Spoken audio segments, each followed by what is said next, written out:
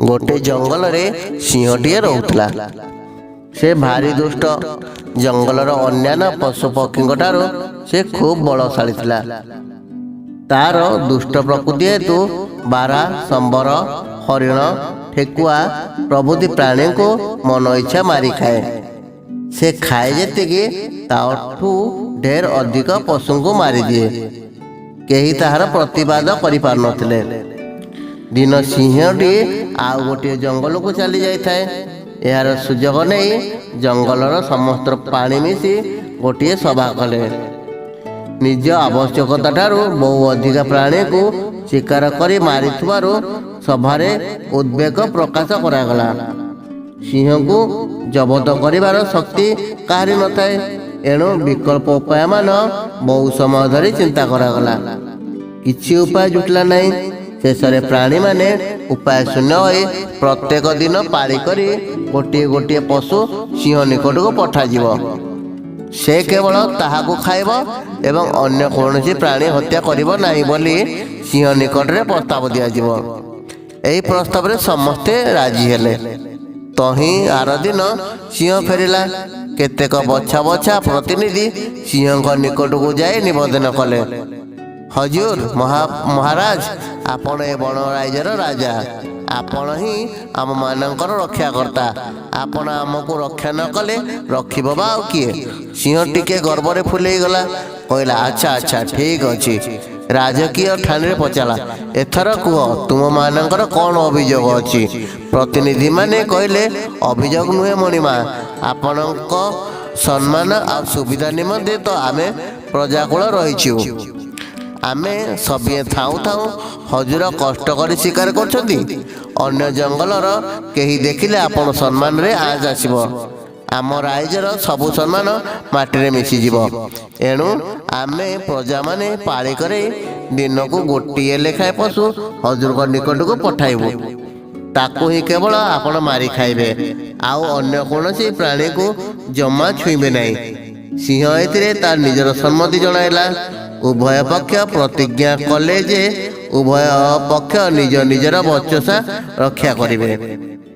एहा परे मध्य सिंह चेतावनी सुनाइला, जदि ताकू कोनोसी दिन खाइबाकू न मिले तेबे पूर्व अपेक्षा आहुरी अधिक पशु मारी खाइब। समस्त प्राणी जाति अनुसार प्रत्येक दिन गोटे गोटे जाति पशुटे पठाइबा व्यवस्था कले।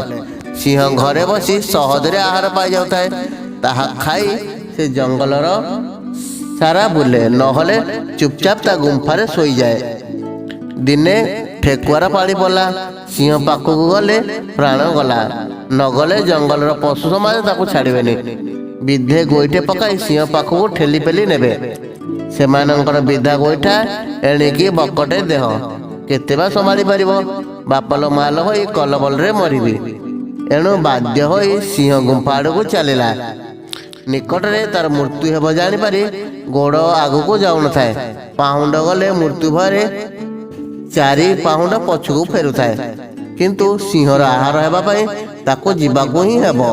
जाऊ जाऊ बाटरे गोटे गभीर गुह पड़िला। से ता भितर को टिके अनेला। पानी भितरे ता प्रतिबिंब देखि ता मुंडरे गोटे बुद्धि रास्ता फिटी गला। एथर काल विलंब न करी गोटे निश्वास रे दौड़िला सिंह पाखकू। तेणे सिंहर भोजन समय अनेक पड़ जाइतला। से भोकरे गुंफा निकट रे एपट सेपट होई ओठ चाटी रागरे गर्जन करुताए। केते समय बा भोक को संभालंता। तथापि आउ किछि क्षण अपेक्षा करिबाकू भाबिला। जदि केही प्राणी आहार पाई न आसंती तेबे मन इच्छा शिकार करिबो। ठीक एही समय अणनिश्वास होई ठेकुआटे ताड़ को दौड़ी आसुवा देखि आश्चर्य हो गला। कारण आहार पाई आहार आस्त प्राणी मानकर गति खूब मंतर। मुह छानिया रे काठ काला काठ पड़ी जाइथिबो। ताकू देखु देखु आखि बुझी होई जिवो। छातीर धप धप बढ़ी जिवो। शरीरटा गोटे पणे थरिबाकू लागिबो। केतेकांक पिंडरू आपे आपे प्राण छाड़ी भी जाइथिबो। किंतु एइटार तो सेमिति किछि नाही। सिंह मनरे कौतुक बढ़िला। से किछि पछारिबा आगरु ठेकुआ जोड़ हस्ତରେ कहला, छामु बड़ अघटन घटिला। ପାଳି ଅନୁସାରେ ଆଜି ଠେକୁଆର ଜାତିର ପାଳି ଥିଲା। ଆମେ ତ ବକଟେ ନାକୁ ଯିବ ଗୋଟିକରେ ବା ଆପଣ ପେଟ କେମିତି ପୁରିବ? ଏଣୁ ପ୍ରାଣୀ ସମାଜ 5ଟି ଠେକୁଆକୁ ପଠାଇଥିଲେ। ଆପଣଙ୍କ ପାଖକୁ ବାଟରେ ଆଉ ଗୋଟିଏ ସିଂହ ଗୁମ୍ଫାରୁ ବାହାରି 4 ଜଣଙ୍କୁ ଖାଇଗଲା। ମୁଁ ତା କବଳରୁ ଖସି ଆସିଛି। ଏଥର ସିଂହର ରାଗ ମୁଣ୍ଡ ଉପରୁ ଚଢ଼ିଗଲା। ଖୁବ୍ ଗୋଟେ ଗର୍ଜନ ଛାଡ଼ିଲା। ଏତେ ଦିନ ଧରି ଏ ଜଙ୍ଗଲରେ କେବଳ ମୁଁ ରାଜୁତି କରୁଥିଲି। କେଉଁ ମୂର୍ଖ ମୋ ସହିତ ପ୍ରତିବାଦୀ ହୋଇ ଆସିଛି? ମୁଁ ଆଜି ତା ତଣ୍ଟି କଣା କରି ରକ୍ତ ପିଇଯିବି। ଚାଲିଲୁ, ସେ କେଉଁଠି ଅଛି ମୋତେ ଦେଖେଇବୁ। ଠେକୁଆ ଆଗେ ଆଗେ ଚାଲିଲା, ସିଂହ ତା ପଛେ ପଛେ ଗଲା। କୂଅ ପାଖରେ ପହଞ୍ଚିବା ପରେ ଠେକୁଆ କହିଲା, ମଣିମା, ଏଇଟା ହେଉଛି ତା ଗୁମ୍ଫା।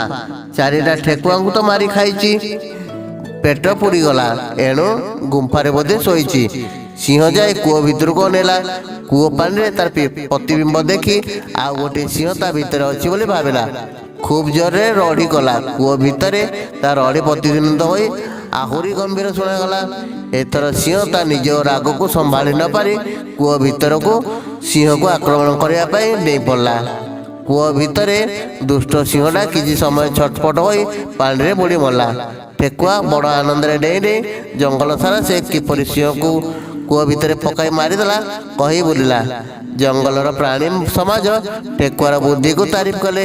ଏଣିକି ନିର୍ଭୟରେ ସଭିଏ ମହା ଆନନ୍ଦରେ ରହିଲେ।